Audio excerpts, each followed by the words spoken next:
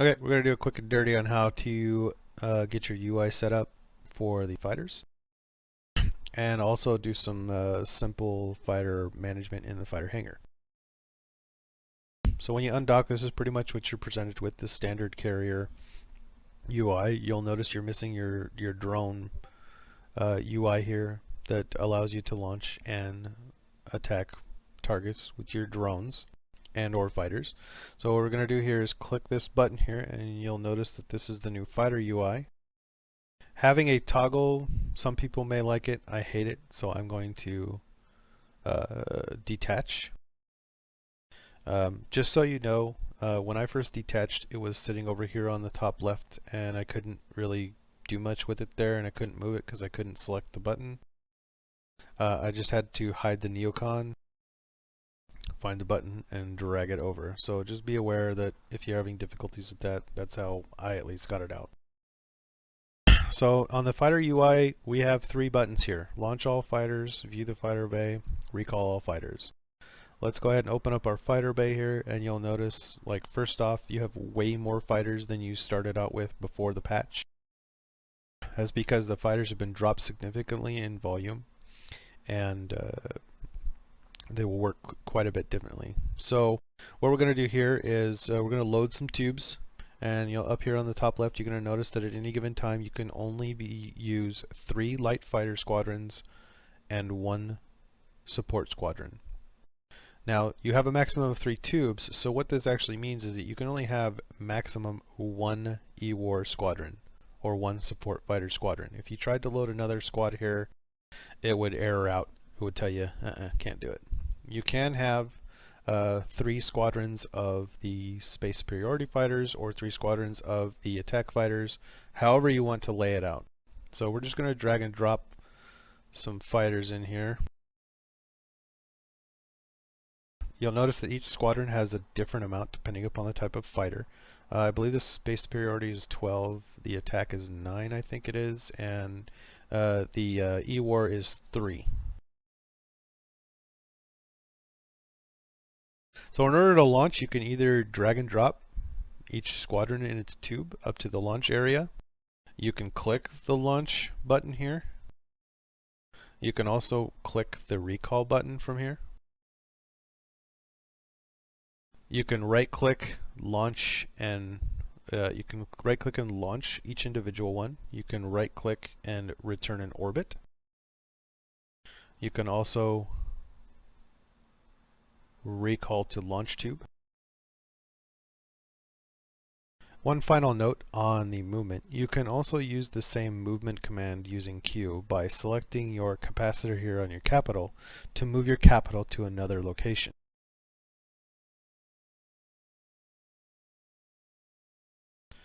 Okay, there it starts up. Another thing that you need to really be aware of is what is selected before you're moving. If you have a fighter selected and you see if you maybe an anchor, I don't know, if you're all grouping around a single carrier and you click approach,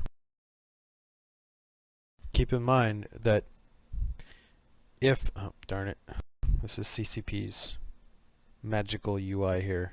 You notice that this is selected. This is probably a pretty good lesson. This is selected even though it's not out. So that means that every action selected will affect the carrier and how the carrier is done. So how the carrier moves. So this is, again, CCP's little UI magic. It's inconsistencies everywhere. So again, if I want to move my carrier to, say, another carrier for refits, and I have a fighter squadron out that's orbiting my ship or out in the field somewhere, and I right click and approach, the carrier itself is not going to approach. It's going to be the fighter, and you're going to wonder why your capital is not moving. So in order to make sure that your capital is moving, you need to either select your capital or make sure there's no selected item, and then click approach. And there you go.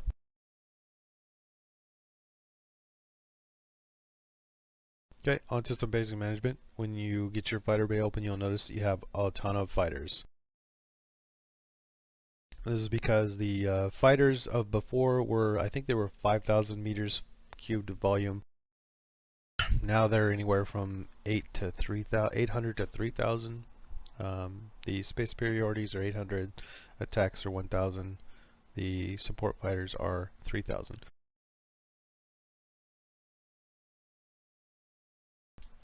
You'll also notice up on this carrier here that you can have max 3 fighters, 3 light support squadrons in the tubes, and you can only have 1 support fighter squadron. Essentially meaning that I can't take these Cenobites, I can't have 2 squadrons of these Cenobites active at the same time. But I can have 3 space superiority fighters.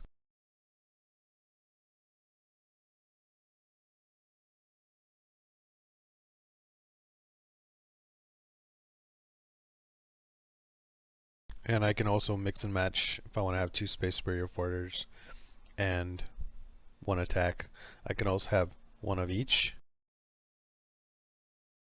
So mix and match as long as you don't breach this limitation here.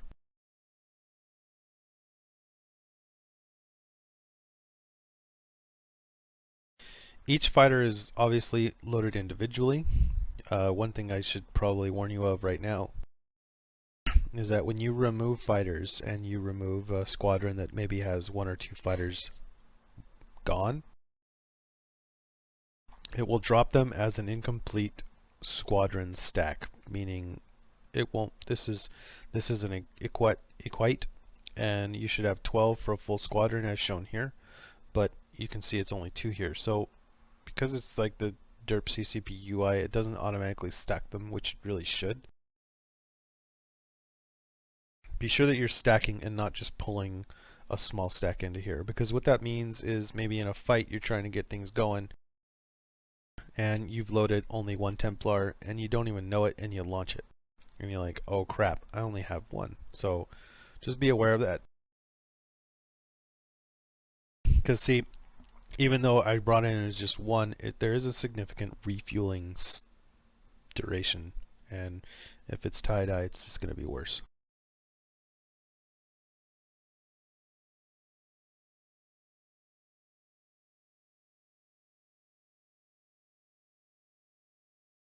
Okay, so now we're getting all this loaded. You can launch these individually. You can drag and drop to the launch status. You can click this and it'll launch them. You can also do the drag and drop or click the button here to pull them back. You can right click individuals to launch, return in orbit, and return to tubes. You can click this button to launch all fighters.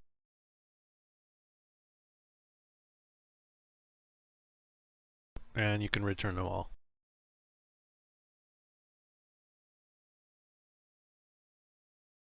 To move them, like let's say we're going to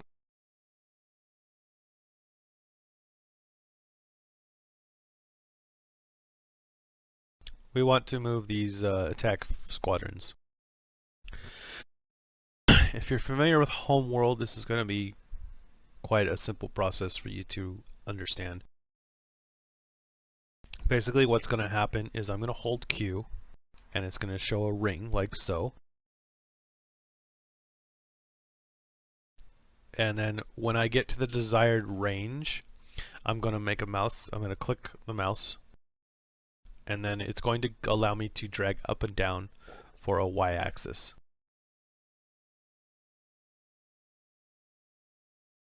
After I get the desired point in space using mathematics and calculus, I then click for a second time and then the fighter group will start moving.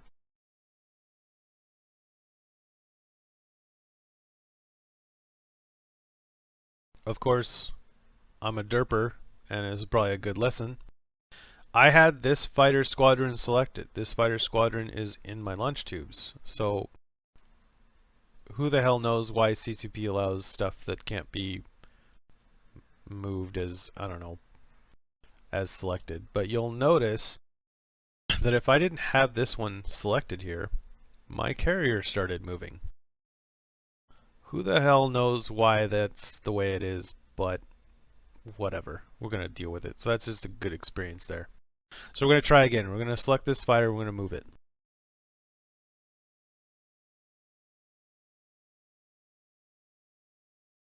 Bam. The blue line, it shows that that fighter is moving to that location. Some fighters have MWDs, and you'll be able to see that it can actually go pretty decent speed there, almost 7K.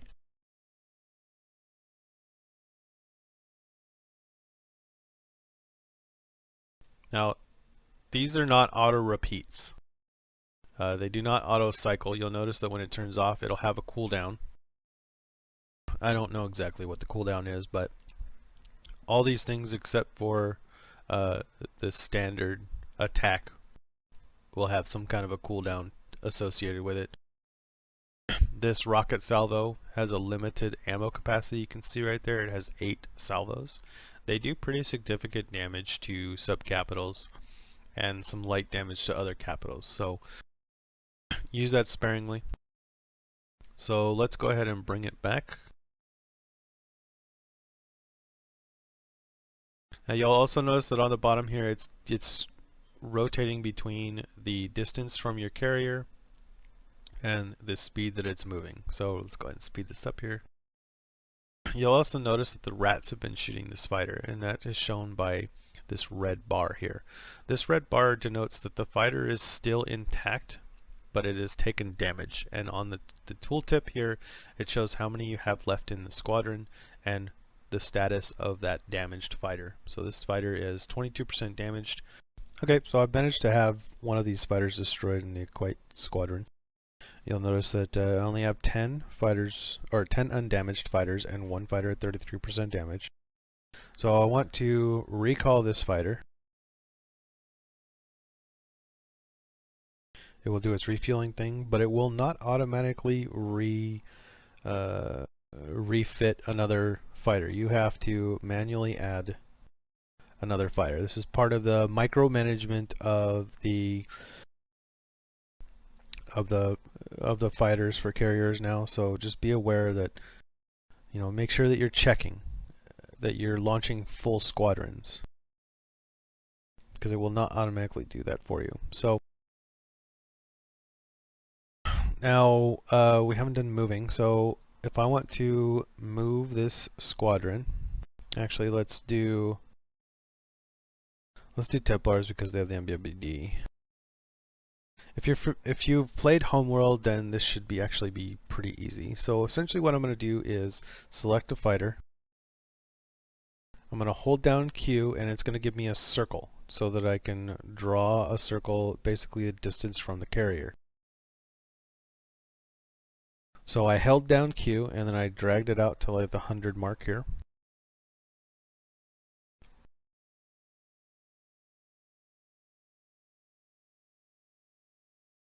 When I reach that point, I'm going to left click, and it will then give me a y-axis to go up or down.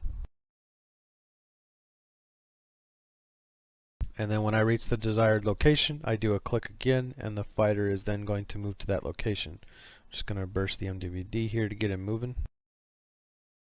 You'll notice down here that it's showing you not only the speed in which it's traveling, but it's going to switch back and forth between the distance from the carrier that it is.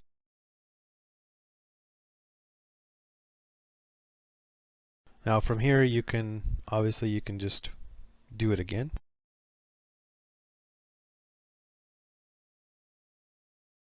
And you'll notice that when I held Q down, it did the circle from the Templar itself.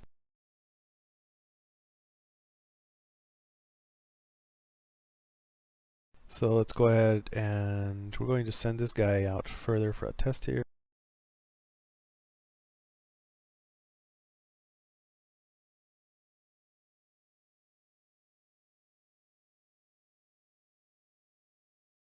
So this is going to show the importance and near reliance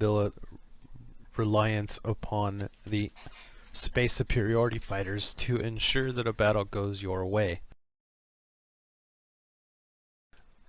everyone's going to have a limited amount of fighters in their bay.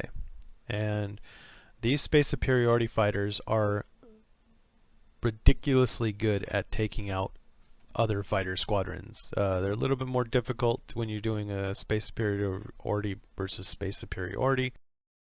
But in a second you're going to notice how well these things are going to take out these attack fighters here.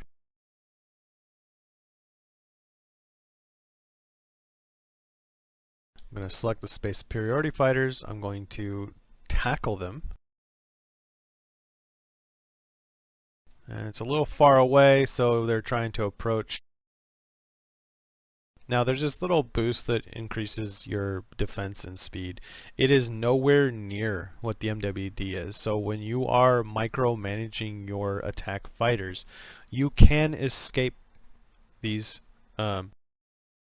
space superiority fighters. But once you get on top, once the space superiority fighters get on top of your attack fighters, they can scramble you. That means you can no longer use the MWD.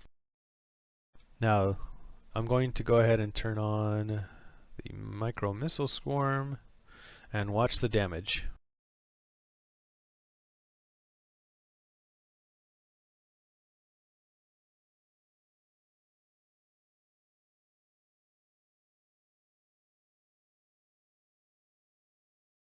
So, as you can see, these space superiority fighters are chewing through the attack fighter squadrons very rapidly. So that's just to kind of drive home the point that you need to really take care of your fighters, and quite possibly if you're a super and you're trying to use your fighter bombers, you may want to send a squadron of space superiority fighters with them to provide cover.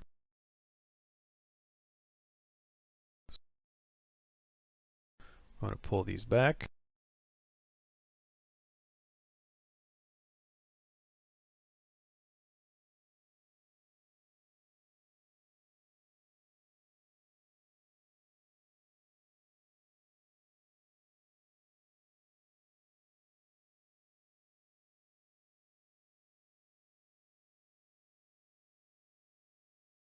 Okay, now I'm going to show the two space superiority fighters fighting each other.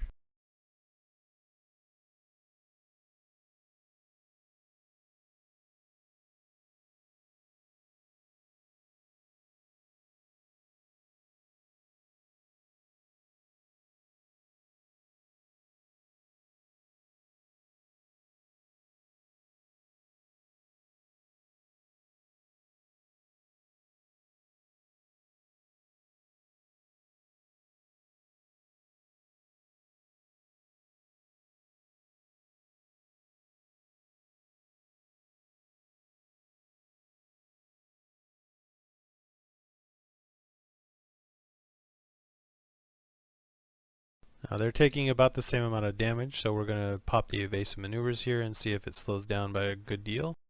And you'll notice that it's now only going up by, it's actually almost tanking the damage from the space superiority fighters.